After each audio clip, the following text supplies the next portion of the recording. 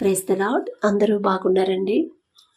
మనకున్న సమస్యల కోసం మనం ప్రతిరోజు ప్రార్థన చేస్తూ ఉంటాము. 3 గంటలకు లేచి చేస్తున్నాము, దైవజనంతో చేపించుకుంటున్నాము, ఉపవాసం ఉండి ప్రార్థన చేస్తున్నాము. ఇంకా సంఘంలో అందరికీ చెప్పి, తెలిసిన వాళ్ళకి చెప్పి, ఆ సమస్యల కోసం, కుటుంబం కోసం ప్రార్థన చేయమని చెప్తున్నాము. అందరూ చేస్తున్నారు. అయినా సరే కుటుంబం పరిస్థితి మాత్రం మారట్లేదు.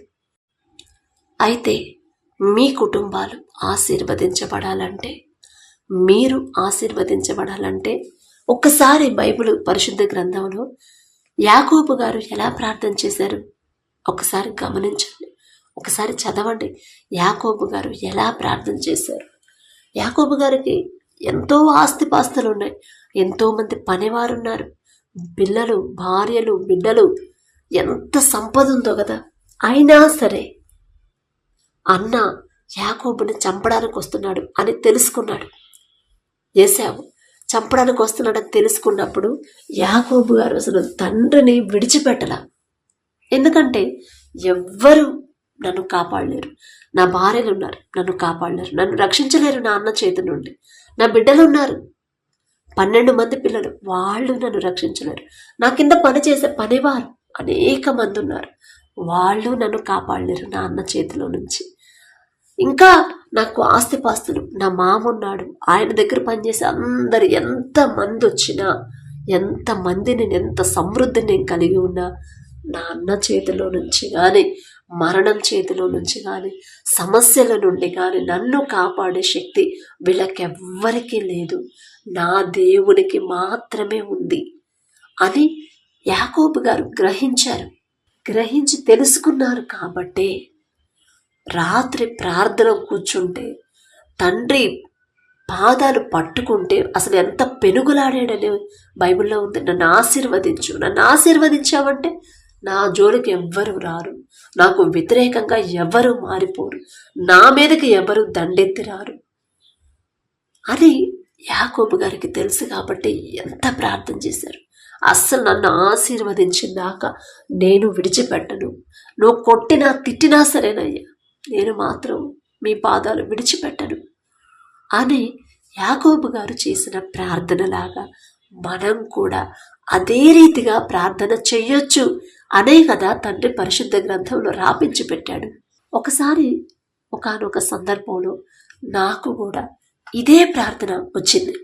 ఎంత భయంకరమైన పరిస్థితి అంటే, ఇంట్లో భార్యాభర్తలు విడిపోయారు, ఒక పక్క గొడవలకు వస్తున్నారు, ఒక పక్క మనశ్శాంతి లేదు, నాన్నకి ఆరోగ్యం బాగాలేదు, నాకు కాస్త హెల్త్ బాగాలేదు. ఈ పరిస్థితులన్నిటి నుంచి నేను బయటపడాలంటే ఎవ్వరూ నన్ను బయటకు తీసుకురాలేరు, ఎవ్వరూ నాకు తోడుగా రాలేరు, ఎవ్వరూ సమస్య నుంచి నన్ను ఎవ్వరూ విడిపించలేరు, నా తండ్రి మాత్రమే నన్ను విడిపించగలడు అని ప్రార్థనలో కూర్చున్నానండి. నేను ఉపవాసం ఉండను, మిమ్మల్ని ఉండొద్దు అని నేను చెప్పట్లేదు. ఉపవాసం కన్నా తండ్రి చెప్పింది ఏంటంటే, దేవునికి ఇష్టమైన ఉపవాసం ఉంది, బైబిల్లో పరిశుద్ధ గ్రంథంలో ఉంది. ఉపవాసం వేరు, దేవునికి ఇష్టమైన ఉపవాసం వేరు. దేవునికి ఇష్టమైన ఉపవాసం నేను చేస్తాను, మామూలు అందరిలా చేసే ఉపవాసం చేయను. దేవునికి ఇష్టమైన ఉపవాసమే తండ్రి కృపను బట్టి, తండ్రి ఇచ్చిన మనసును బట్టే చేస్తూ ఉంటాను. అందుకని అందరితో సమాధానంగా, తగ్గింపుతో, ఎదుటోళ్ళు ఒక మాట అన్నారని మనం తిరిగి మాట అనడం వద్దు అని తండ్రి చెప్పాడు. కాబట్టి చేయలేదు. అందుకని ఆ నైట్ కూర్చొని ప్రార్థన చేసి, యాకోబు గారిలాగే ప్రార్థన, అయ్యా నన్ను మీరు ఆశీర్వదిస్తేనే, నేను ఎవరి జోలికి నన్ను వెళ్ళనివ్వలేదు, ఎవరిని ఒకరిని బాధ పెట్టే మనసు మీరు నాకు ఇవ్వలేదు, ఎవరిని మోసం చేసే మనసు నాకు ఇవ్వలేదు. నాకు తెలిసి ఎవరికి నేను ఎవరిని బాధ పెట్టలేదు, ఎవరికి నేను నష్టం తేలేదు, ఎవరిని నేను కించపరచలేదు, అందరికీ లోబడి ఉన్నాను, అందరితో ప్రేమగా ఉన్నాను, వాక్యం ప్రకారమే జాగ్రత్తగా నడుచుకుంటా ఉన్నాను మీరిచ్చిన మనసుని బట్టి. అయినా సరే నాకు పరిస్థితి వచ్చింది. మనుషుల సహాయం వ్యర్థమని మీరు చెప్పారు, మనుషుల సహాయం నాకుంది, మీరు నన్ను ఆశీర్వదిస్తేనే ఈ సమస్యల నుంచి నేను బయటపడతాను, మీరు నన్ను ఆశీర్వదించి మీరు నాకు తోడుగా ఉంటేనే, మీరు అందరూ ఒక పక్క ఉన్నా నా పక్కన, నా ముందు మీరొక్కరుంటే చాలు అని ప్రార్థన చేసుకున్నానండి. అసలు ఎలా అంటే ఎంత కన్నీళ్ళు ఎట్లా కారిపోతున్నాయి నాకే తెలియదు. ఎందుకంటే ఆ సమస్యలు అంత బరువుగా ఉన్నాయి. ఒక పక్క నాన్నకి హెల్త్ బాగాలేదు, ఇంట్లో మనశ్శాంతి లేదు, నాకు హెల్త్ బాగా ఆ పరిస్థితి మా పరిస్థితి అర్థం చేసుకోకుండా మా తరపు వాళ్ళు గొడవలకు వస్తున్నారు. ఎంత మనసు ఎంత భారంగా ఉందంటే ఆ భారం అంతా దేవుని పాదాల దగ్గర పెట్టి నాకు తెలియదయ్యా. ఒకళ్ళ జోలికి మేము వెళ్ళాం, కానీ అందరూ ఒకటే మమ్మల్ని ఒంటరి వాళ్ళని చేస్తున్నారు. మా పరిస్థితి కూడా అర్థం చేసుకోలేకపోతున్నారు. వాళ్ళు అర్థం చేసుకున్నా చేసుకోకపోయినా మీరున్నారు మాకు, మీరు చేసుకుంటే చాలు, మీరు మాతో ఉంటే చాలు, మీరు మమ్మల్ని ఆశీర్వదిస్తేనే, మీరు ఆశీర్వదించిన దాకా నేను వదిలిపెట్టను మీ పాదాలు. మీరు కొట్టినా తిట్టినా సరే నేను ఇక్కడే ప్రార్థనలోనే కూర్చుంటాను అని మొండిగా ప్రార్థన యాకోబు గారు ఎలా చేశారు అలా చేసుకున్నానండి. 3వ రోజే జవాబు వచ్చింది. తండ్రి ఎంత జాలి, ఎంత దయో తండ్రికి. కనికరం గల తండ్రి కదా, అస్సలు వదిలిపెట్టడు కదా. ఆయన పాదాల దగ్గరకు వచ్చి ఏడిస్తే తండ్రి తట్టుకోలేడు. అందుకే సిలువేసేటప్పుడు కూడా అమ్మా నా కోసం ఏడవద్దమ్మా, మీకోసం మీ బిడ్డల కోసం ఏడవండి అని తట్టుకోలేడు తండ్రి ఆయన ముందు ఎవరన్నా ఏడిస్తే. అందుకే లాజరు చనిపోయినప్పుడు మరియా మార్త ఏడ్చినప్పుడు కూడా యేసు ప్రభు వారు యేసు కన్నీరు విడిచెను అని ఉండిద్ది. అంత సున్నితమైన మనసు. అసలు ఇక తర్వాత 3వ రోజు నాకు జవాబు వచ్చిందండి. అప్పటి నుంచి ఇప్పటిదాకా అంత ఏడ్పు నాకు రాలేదు. ఇంకా నేను ప్రార్థన చేసుకుని కూడా ఒక 5 సంవత్సరాలు అవుతుంది. ఆ 3 సంవత్సరాలు ఇప్పటిదాకా అంత బాధ కానీ, అంత ఇబ్బంది కానీ, అంత భయంకరమైన సమస్యలు కానీ రానివ్వలేదు. ఒక్కసారి తండ్రి మాట ఇచ్చాడు అంటే ఇక అది మనం మరణించే వరకు అది అలాగే ఉండిద్ది. మాట తప్పడు. వాగ్దానం చేశాడంటే అది నెరవేర్చిందాక తండ్రి నిద్రపోడు. ఇశ్రాయేలును కాపాడువాడు కునుకడు, నిద్రపోడు. కునుకడు, అసలు కునుకుపాటు కూడా వేయలేదు. అబ్రహాం గారికి చేసిన వాగ్దానం 400 సంవత్సరాల తర్వాత కూడా తండ్రి మర్చిపోలేదు. చూడండి, ఇప్పటికి కూడా కొన్ని వేల సంవత్సరాల తర్వాత కూడా ఇశ్రాయేలీల వాళ్ళందరికీ కాపుదల ఎక్కడి నుంచి వస్తుందంటే ఎవరికీ తెలియదు, మనకు తెలుసు. అది తండ్రి ఇచ్చిన జ్ఞానం, తండ్రి ఇచ్చిన ఘనత, తండ్రి కాపుదల వాళ్ళ చుట్టూ ఉంది కాబట్టి. అందుకే మొండి సమస్యలు ఉన్నాయి. నిద్ర ఎలా పడుతుంది మీకు? మనుషులతో మీరు ఆ సమస్య పంచుకుంటే సమస్య పరిష్కారం కాదు. యాకోబు గారికి అందరున్నారు, సమస్తము ఉంది, ఆస్తిపాస్తులు, ఒంటెలు, గొర్రెలు, మేకలు, అసలు ఎంత గొప్ప సమృద్ధి.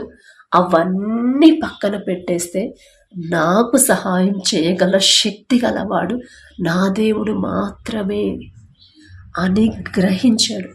మీరు గ్రహించండి. ఇప్పుడు మీరు గ్రహించండి. నాకు ఆ రోజు నాకు వచ్చిన సమస్య భార్యాభర్తల మధ్య గొడవ.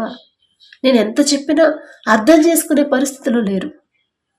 ఇక మనుషులకి చెప్పడం వేస్ట్ అనిపించింది. తండ్రికే చెప్పాను, నాకు తెలియదయ్యా, ఇది ఏం జరుగుతుందో మీకు తెలుసు, నా తప్పు ఉంటే నన్ను క్షమించండి, నా తప్పు లేకపోతే తప్పు లేదు అని వాళ్ళు తెలుసుకునే మనసు వాళ్ళకి ఇవ్వండి అని ఇదే ప్రార్థన. అందుకే ఇప్పుడు మీకున్న సమస్యలు, మొండి సమస్యలకి మొండిగా ప్రార్థన చేయాలి, అప్పుడే జవాబు వచ్చింది. అంతకంటే ముందు ఏదైనా విషయంలో వాక్యం నుండి తప్పిపోతున్నారా అది సరి చేసుకోండి ఫస్ట్. ఆ తర్వాత అది కూడా ప్రార్థనలో పెట్టండి. అయ్యా నా వల్ల అయితే కాదు, ఈ విషయంలో నేను తప్పిపోతున్నా, ఈ విషయంలో నేను బలహీనమైపోతున్నాను, ఆ బలహీనత నాలో నుంచి తీసివేసి నా సమస్యలో నుంచి నన్ను విడిపించగల శక్తి మీకు మాత్రమే ఉంది. మీరు నాకు జవాబిచ్చేదాకా మీ పాదాలు నేను విడిచిపెట్టను. మీరు నన్ను కొట్టినా సరే, నెట్టివేసినా సరే, మీరు తప్ప నాకు ఇంకా వేరే దిక్కు లేదు. ఎవరు నాకు వద్దు, మనుషుల సహాయం నాకు వద్దే వద్దు.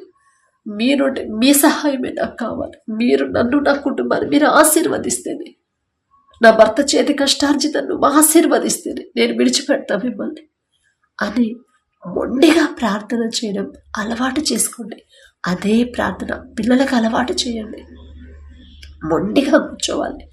పరిశుద్ధ గ్రంథం చదివేటప్పుడు అనేక మంది భక్తులు, దానియేలు గారు కల భావం కోసం 21 రోజులు ఉపవాసం ఉండి ప్రార్థనలో కూర్చున్నారు. దానియేలు గారు ఎంత మొండిగా ఉంటేనే మన ప్రార్థనకి జవాబు వచ్చింది. మొండిగా ప్రార్థన చేయాలి. ఎవరి మీద మొదట మన మైండ్లో, మన మనసులో కోపం, ద్వేషం అనేది అస్సలు ఉండదు. వాళ్ళు ఎంత కఠినంగా మన విషయంలో ప్రవర్తించినా, మనల్ని బాధ పెట్టినా, మనల్ని ఇబ్బంది పెట్టినా, మనసు గాయపరిచినా కూడా మొదట వాళ్ళని పూర్తిగా క్షమించాలి. అప్పుడే తండ్రి మనకి ద్వారాలు తెరుస్తాడు. యాకోబు గారు చేసిన తప్పు ఆయన మనస్ఫూర్తిగా ఒప్పుకున్నాడు. అయ్యా నేను మోసగాండి, అయ్యా నేను మోసగాండి, నా అన్నను మోసం చేసి జ్యేష్ఠత్వాన్ని నేను తీసుకున్నాను, నేను మోసగాండి అయ్యా, నేను నీతిమంతుడిని కాదు, నేను నీతిమంతుడిని కాదయ్యా అని తండ్రి పాదాల దగ్గర ఒప్పుకున్నాడు. కాబట్టి ఆశీర్వాదం పొందుకున్నాడు. అలాగే ఈ మాటలు వింటున్న మీరు, మొండి సమస్యలు ఉన్నాయి, ఇంట్లో అందరికీ అనారోగ్యం, ఇంట్లో మనశ్శాంతి లేదు, ఆర్థికంగా ఇబ్బందిగా ఉంది, వెళ్ళి ప్రార్థనలో కూర్చోండి. 3 గంటలకి, తెల్లవారుజామున 3 గంటలకు లేచి మొండిగా ప్రార్థనలో కూర్చోండి. మూలుగులతోనే పెట్టండి. ఆ సమయంలో పెద్దగా మనం చేస్తే పక్కన డిస్టర్బెన్స్ అయింది. మనసులోనే మనసు అంతా కుమ్మరించాల. ఎట్లా? కన్నీళ్ల రూపంలో. అయ్యా నాదే తప్పు నాదేనయ్యా, నాదే తప్పు, మీ మాట చొప్పున నడుచుకోవట్లేదు, అందుకే నాకు కుటుంబానికి సమస్యలు వస్తుంది. ముందు మమ్మల్ని సరిచేయండి. వాక్యం ప్రకారం నడుచుకునే హృదయాన్ని ఇచ్చి మా సమస్యను తీసివేయగల శక్తి మీకు మాత్రమే ఉంది. మీరు అది కార్యం చేసేవారు మీ పాదాలు మేము విడిచిపెట్టండి, నేను విడిచిపెట్టనయ్యా అని ఇదే ప్రార్థన చేయండి. ఖచ్చితంగా తండ్రి జవాబు ఇవ్వకపోతే అప్పుడు అడగండి, మిమ్మల్ని సరిచేస్తాడు. కుటుంబంలో ఉన్న శాపాన్ని తీసేస్తాడు. కుటుంబం చుట్టూ రక్షణ కంచె వేస్తాడు. మన తండ్రి ఎంత జాలిగల తండ్రి అండి. మనమే అడగలేకపోతున్నాము. తండ్రి పాదాలు పట్టుకొని మొండిగా ఎలా ప్రార్థన చేయాలో పరిశుద్ధ గ్రంథంలో తండ్రి రాపించాడు. అంటే మనం కూడా అలా చెయ్యమని, అది నేర్చుకుంటామని యాకోబు గారు ఒప్పుకున్నాడు, విడిచిపెట్టాడు. నేను మోసగాండి, నాన్నను మోసం చేశానయ్యా, తప్పు నాదేనయ్యా, తప్పు నాన్నకు నా మీద దయ కలిగించయ్యా, నన్ను ఆశీర్వదించయ్యా. అసలు నా సమృద్ధిగా ఆల్రెడీ కలిగి ఉన్నాడు, అయినా సరే ఆశీర్వాదం అడిగాడు యాకోబు గారు. చూడండి, అంతకు ముందే దేవుడు యాకోబు గారిని ఆశీర్వదించాడు, ఈ ప్రార్థన చేయకముందే. అయినా సరే ఇంకా ఆశీర్వాదం ఎందుకంటే, ఒకవేళ యాకోబు గారి మీద ఎవరైనా శత్రువులుగా, ఏదైనా మరలా సమస్య రాకుండా ఉండడానికి ఆశీర్వాదం ఉంటే ఎలాంటి సమస్య రాదు, నా తండ్రి రానివ్వడు అనే నమ్మకం. కాబట్టి ఆలోచించండి. మొండి సమస్యలు, పిల్లల మాట వినట్లేదు, 3 గంటలకు లేచి కూర్చొని తప్పు ఒప్పుకోండి. తప్పు నాదేనయ్యా, వాళ్ళు సరైన క్రమంలో పెంచకపోవడం నాదే తప్పు అయ్యా, మిమ్మల్ని క్షమాపణ అడిగే అర్హత కూడా నాకు లేదయ్యా అని ఇదే ప్రార్థన చేసుకోండి. ఖచ్చితంగా తండ్రి జవాబిస్తాడు. కాబట్టి ఈ మాటలు మీకు కరెక్టే అనిపిస్తే ఇంకా మీకు తెలిసిన వాళ్ళందరికీ వీడియో పంపించండి. వాళ్ళు తెలుసుకుంటారు కదా, మనతోనే ఆగిపోకూడదు కదా. వాళ్ళకి పంపించండి, వాళ్ళని ఆ రీతిగా ప్రార్థన చేసుకోమని చెప్పండి. Praise the lord.